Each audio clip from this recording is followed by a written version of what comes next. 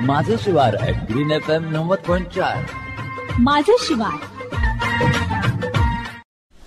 नमस्कार शेतकरी बंधूंनो, मी योगेश आपल्या आवडत्या कार्यक्रमात आपल्या सर्वांचं स्वागत करीत आहे.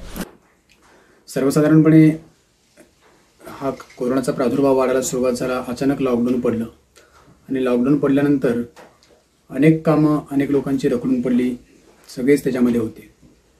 तर आमच्यासुद्धा 5-6 वर्षापूर्वी आम्ही एक कळकाचं घर मांडलं होतं आणि त्याची पण खूप दुरावस्था झाली होती आणि ते यावेळी आपल्याला दुरुस्त करायचं होतं. लॉकडाऊन पडल्यानंतर मग असं झालं की सर्व साहित्य मिळायचं बंद झालं. प्लंबर मिस्त्री सगळ्यांचेच प्रॉब्लेम झाले आणि मग जी पूर्वीच्या काही डोक्यात असणारी एक संकल्पना होती ती नव्यानं उभारून समोर आली. ती म्हणजेच गो आधारित पंचगव्य वास्तू. पंचगव्य वास्तू या संकल्पना आपल्या पूर्वग्रंथांमध्ये आहेत किंवा पूर्वीची जी गुरुकुल असायची ती या पद्धतीनंच निर्माण केली जायची ही आपण बघितलेली आहे.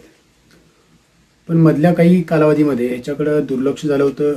ही पद्धत कुठेतरी मागं पडली होती आणि आत्ताचं असणारं एकंदरीत भौगोलिक वातावरणसुद्धा ह्याला कारणीभूत आहे असं म्हणायला लागेल. कारण आजकाल अचानक येणारा पाऊस, अचानक येणारा वादळ किंवा लोक खूप लांब लांब राहायला आहेत, त्याच्यामुळे चोरीमारीच्या वाढलेल्या घटना, तर अशा अनेक कारणांमुळे ही संकल्पना कदाचित मागं पडली असेल.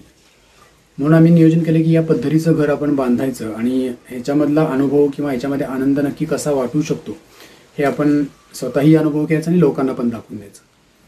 साधारण 5-6 वर्षापूर्वी आम्ही आमच्या गोशाळेमध्ये शेण आणि माती या 2 गोष्टींच्या संयोगातनं एक वास्तू निर्माण केली होती. आहे आपल्या इथं अजून पण ती सुस्थितीमध्ये आहे. त्याचं कारणच ते होते की ज्यावेळी आपण भविष्यात कधी ही वास्तू बांधू तर त्यावेळी शेण आणि माती पाण्याच्या संयोगामध्ये किती दिवस टिकू शकते हे एक आमच्यासमोर आव्हान होतं. आणि त्यात आमच्या भागातला पाऊस प्रचंड, वारं पण प्रचंड असतं. 5 वर्षामध्ये आपल्याला कुठलाच त्रास जाणवला नाही. म्हणून मग आपण ही संकल्पना प्रत्यक्षात आणण्यासाठी प्रयत्न चालू केला आणि मग त्यानंतर ही जी वास्तू आहे ती आपल्यासमोर उभी राहिली. ही वास्तू निर्माण करताना आम्ही जी काही महत्त्वाची थीम घेतली होती ज्याच्यामध्ये गाय जे खाती, गाय ज्याच्यावर बसती आणि गाय जे देती, म्हणजे गवत, माती आणि पंचगव्य. तर या 7 गोष्टी म्हणजे पंचगव्य, गवत आणि माती या 7 गोष्टींचा वापर करून आपण ही वास्तू निर्माण करायची असं नियोजन आम्ही घेतलं आणि आम्ही कामाला लागलो. सुरुवातीला आम्ही ह्याच्यासाठी जी जागा निवडली होती ती 20x20. या 20x20 जागेला पहिल्यांदा आपण पूर्ण 4 बाजूनं व्यवस्थितरित्या गवत जे आहे ते उभं करून घेतलं. गवत उभं केल्यानंतर मग मध्ये आम्ही पार्टिशन केलं ज्याच्यामध्ये 10x10च्या 4 रूम होतील असं आपण नियोजन केलं. त्या 4 रूममध्ये एक शयनकक्ष, एक हॉल आणि एक आम्ही 20x10 असं पूर्ण मोकळं ठेवलं जेणेकरून त्याच्यामध्ये छोटे घरगुती ज्यावेळी आपले पै पाहुणे येतील त्यांना बसता येईल, उठता येईल, खेळता येईल. डायनिंग कम किचन असा ड्युअल पर्पजनं आपल्याला त्याचा उपयोग करता येईल असे हेतू ठेवून आपण तो जो एरिया आहे तो आपण मोकळा ठेवला. शयनकक्षामध्येच आपण एक बाथरूमसुद्धा अटॅच केलं त्याला, साधारण 4x7 या मापाचं, जेणेकरून तिथं स्नान वगैरे सर्व गोष्टी आपल्याला व्यवस्थित करता येतील. आणि त्याच्यानंतर 20x20 सोडून प्लस आपण 7x12 अशी एक चांगली पडवी पण आपण त्या ठिकाणी निर्माण केली, जेणेकरून आता पावसाचे दिवस आहेत त्याच्यात ती बसल्यावरती खूप छान वाटतं. म्हणजे पावसाचा किंवा निसर्गाचा आल्हाददायक अनुभव आपण त्या पडवीमध्ये बसून सुद्धा घेऊ शकतो. तर आपण क्रमाक्रमानं बघत जाऊ की ह्या विषय नक्की कसा सुरुवात केली आणि ही वास्तू पूर्ण बांधून आपली कशी तयार झाली. त्यासाठी आपण सर्वप्रथम जे आपलं गवत होतं ते व्यवस्थितरित्या बांधून घेतलं. गवत बांधल्यानंतर प्रथम आपण त्याला शेण आणि माती या दोन्ही गोष्टी एकत्रित करून 50-50% एकत्रित केल्या आणि त्याचा जो लेप आहे तो आपण भिंतीला दिला. त्यानंतर मग हे दोन्ही 100%च्या 10% आपण त्याच्यामध्ये गोमूत्र, त्याच्यानंतर 1% त्याच्यामध्ये आपण दूध, दही आणि 0.1% तूप या सगळ्या गोष्टींचं मिश्रण आपण त्याला दुसऱ्या हाताच्या वेळी दिलं.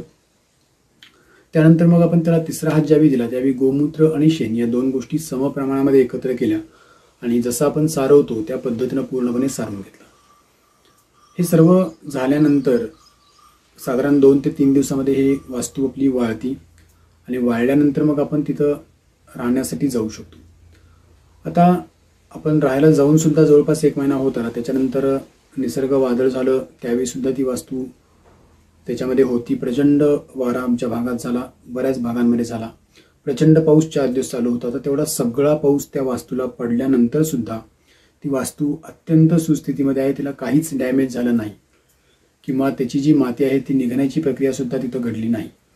म्हणजे एकंदरीत जर आपण विचार केला तर पावसाळा अजून होईलच, म्हणजे 4 महिन्यानंतर मी आणखी स्पष्टपणे तुम्हाला सांगू शकीनच. पण आत्ताचा 1 महिन्याचा अनुभव बघता ह्याच्यामध्ये आपल्याला कुठल्याही स्वरूपातला पावसाचा त्रास म्हणून आपल्याला जाणवलेला नाही. दुसरी महत्त्वाची गोष्ट, आम्ही 1 महिना ह्याच्यामध्ये राहतोय तर अत्यंत पॉझिटिव्हली आपल्याला तिथं अनुभव कळत आहेत. अत्यंत ऊर्जात्मक अशी त्या वास्तूची रचना आपल्याला कळते. प्रचंड शांत झोप लागणे. एकच ड्रॉबॅक त्याच्यामध्ये जाणवतो. ड्रॉबॅक म्हणजे ॲक्च्युली आपल्या शरीरासाठी ते उत्कृष्ट आहे, पण आपल्याला तो ड्रॉबॅक ह्याच्यासाठी म्हणायला लागेल कारण आपल्याला मोबाईलची गरज आहे. परंतु त्या वास्तूमध्ये गेल्यापासून आम्हाला रेंजचे खूप जास्त प्रॉब्लेम जाणवत आहे. कारण अर्थातच गाईचं गोमय म्हणजे शेण हे अँटी रेडिएशन म्हणून काम करतं. तर त्याच्यामुळे कुठल्याही प्रकारचं रेडिएशन तुमच्यापर्यंत पोहोचू न देणं हे कार्य ती पंचगव्य कुटी जी आहे ती करत आहे. पण आपल्या व्यावसायिकदृष्ट्या किंवा आपल्याला एकमेकांच्या संपर्कात राहण्याच्या दृष्टीनं मोबाईल ही गरजेची गोष्ट आहे. मग त्याच्यामुळे आम्हाला पडवीत म्हणजे वास्तूच्या बाहेर आल्याशिवाय तितकी चांगली रेंज जी आहे ती मिळत नाही आहे. त्याच्यानंतरची गोष्ट जर म्हटलं आपण तर आपण पूर्ण त्याला खालचा जो फ्लोअर आहे तो सुद्धा आपण व्यवस्थित सारवायचा केलेला आहे. वरती आम्ही थोडे बदल करावे लागले कारण आमच्या भागातला पाऊस आणि शाक करणाऱ्याला नसणारी लोक ह्याच्यामुळे वरती आमची गवत घालायची इच्छा होती, पण ती लोक नसल्यामुळे आम्ही पूर्ण नाही करू शकलो. पण आम्ही वरती पत्रा टाकून त्याच्यावरती कौलं जी आहेत ती टाकलेली आहेत की जेणेकरून त्याला ग्रामीण टच पण राहील आणि त्याचे फायदे पण होतील. त्याचे 2 फायदे आम्हाला मिळत आहेत. पत्रा जो तापतो तो या कौलांमुळे तापायचा पूर्णपणे बंद झाला. आणि दुसरी महत्त्वाची गोष्ट म्हणजे पत्र्यावरती पावसाचा जो आवाज येतो तो आवाज या कौलांमुळे 100% थांबला. तर असे दोन्ही फायदे आपल्याला या कौलांमुळे झाले. प्लस नॅचरल लुक जो आहे तो आलाच आहे. आता भविष्यात ज्यावेळी आम्ही अशा काही वास्तू करू त्यावेळी नियोजन आहे की तिथं आपण पूर्ण लाकडी बॅटन ज्या पूर्वी असायच्या तर लाकडी बॅटन किंवा लोखंडी बॅटन मारून त्याच्यावरती 100% कौलं आपण वापरू शकतो का?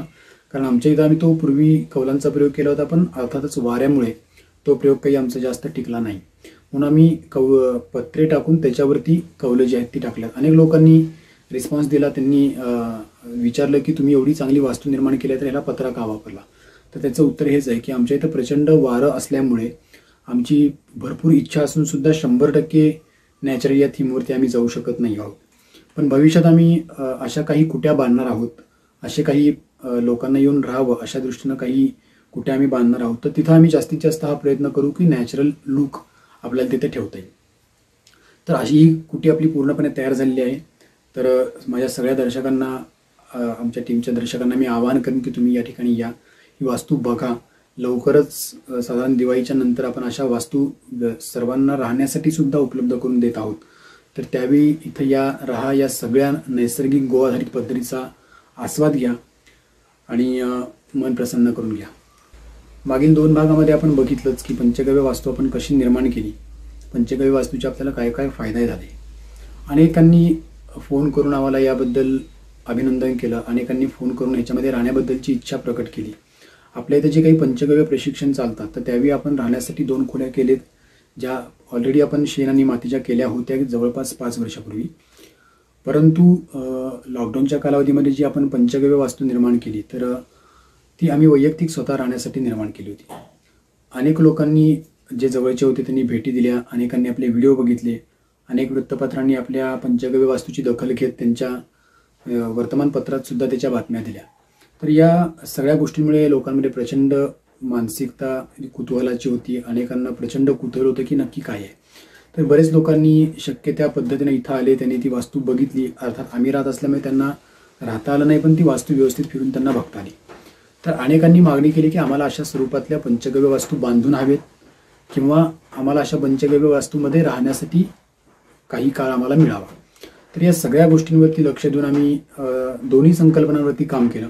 पहिली गोष्ट म्हणजे ज्यांना पंचगव्य वास्तू बांधून हवी असेल अशा लोकांसाठी सुद्धा आम्ही एक टीम तयार केलेली आहे की जी टीम तुमच्या जागेच्या नुसार, तुमच्या आर्थिकतेनुसार आणि तुमच्या गरजेनुसार तुम्हाला प्लॅन करून देईल आणि ती वास्तू निर्माण करण्यासाठी सुद्धा तुम्हाला मदत करेल. आणि दुसरी जी बाजू होती की आम्हाला अशा वास्तूंमध्ये येऊन राहायचं आहे, तर अशा लोकांसाठी सुद्धा आम्ही दिवाळीनंतर एक संकल्पना घेऊन येत आहोत, गो आधारित पर्यटन. तर ह्याच्यामध्ये आम्ही 2 एकर क्षेत्रामध्ये छान डोंगराळ भाग आहे जो आपण निवडला आहे. तर त्या डोंगराळ भागामध्ये आपण अशा 10 कुट्या निर्माण करत आहोत की ज्याच्यामध्ये तुम्ही स्वतः येऊ शकता, तिथं राहू शकता. त्याच पद्धतीनं आपलं गोआधारित कार्य कसं चालतं हे व्यवस्थितरित्या जाणून घेऊ शकता. तसंच अनेकांना माहिती आहेच की पंचगव्यापासून अनेक व्याधींवरती उत्कृष्ट पर्याय आहेत, अनेक व्याधींवरती उत्तम अनुभव मिळतात. तर अशा लोकांसाठी सुद्धा आम्ही 3 दिवसांचे, 7 दिवसांचे अशा काही ठराविक राहून तिथं त्यांना काही आपण अर्क देऊ शकू, राहून त्यांना काही आपण निदान देऊ शकू. तर असेही पर्याय आम्ही करतोय. त्याच्यासाठी अत्यंत व्यवस्थित तयार असे पंचगव्य चिकित्सक सुद्धा तिथं असतील. त्याच पद्धतीनं आपण जी आपली काया चिकित्सा आहे किंवा आपलं ज्याला आपण सुजोग थेरपी अलीकडं आपण संबोधू शकतो किंवा ज्याला आपण ॲक्युप्रेशर, पंक्चर असे वेगवेगळे जे फिजिओथेरपीतले प्रकार आहेत तर ते सुद्धा आपण तिथं ठेवणार आहोत. लहान मुलांना एक चांगला आस्वाद मिळावा यासाठी त्यांचेही काही उपयुक्त घटक आपण ठेवणार आहोत आणि प्लस त्यांना ही व्यवस्था कशी चालते, कारण आज दुर्भाग्यानं लहान मुलांना हे माहीतच नाही आहे की देशी गाय नक्की काय आहे. तर अशा सगळ्या समाजातल्या लहान मोठ्या घटकांना, लहान मोठ्या व्यक्तींना, मुलांना सगळ्यांना हा प्रकार काय आहे किंवा ही चिकित्सा पद्धत काय आहे ही कळावं, ह्याच्यासाठी या माध्यमातून आम्ही ही व्यवस्था लवकरच आपल्याला उपलब्ध करून देत आहोत. ज्यांना या व्यवस्थेचा लाभ घ्यायचा आहे, ज्यांना अशा ठिकाणी येऊन राहायचं आहे आणि गायींचं पूर्ण सायन्स समजून घ्यायचं आहे, अशा लोकांचं नक्कीच स्वागत असेल. आपली वेबसाईट आहे, त्या वेबसाईटवरती जाऊन तुम्ही आपल्या या सगळ्या ज्या काही आपल्या संकल्पना आहेत त्यांची अधिक माहिती घेऊ शकता किंवा भविष्यात आपल्या वेबसाईटवरतीच आपण नोंदणी करून आपलं काळ तिथं येण्याचं ठरवू शकता. तुम्ही येऊन प्रत्यक्ष आपले ऐच्छिक दिवस तिथं राहू शकता. अत्यंत कमीत कमी खर्चामध्ये ही सुविधा उपलब्ध करून देण्यासाठी आम्ही प्रयत्न करत आहोत. तर नक्कीच या सगळ्या गोष्टींचा आस्वाद घ्या आणि जाणून घ्या की आपली अर्थव्यवस्था, गोआधारित अर्थव्यवस्था आणि आपला भारत देश इतका प्रगत आणि इतका ताकदवान का होता. तर भेटूया. आपल्याकडे येण्यासाठी पत्ता आहे मुक्काम पोस्ट वाटेगाव, तालुका वाळवा, जिल्हा सांगली. साधारण नॅशनल हायवेच्या पुढं, कराडच्या पुढं कासेगाव म्हणून गाव लागतं. कासेगावमधनं आत वाटेगावला आपली गोशाळा आहे. तर अवश्य या आणि आपल्या या गोशाळेला भेट द्या आणि अधिकाधिक माहिती जाणून घ्या. नमस्कार. माझं शिवार ॲट ग्रीन FM 90.4. माझं शिवार.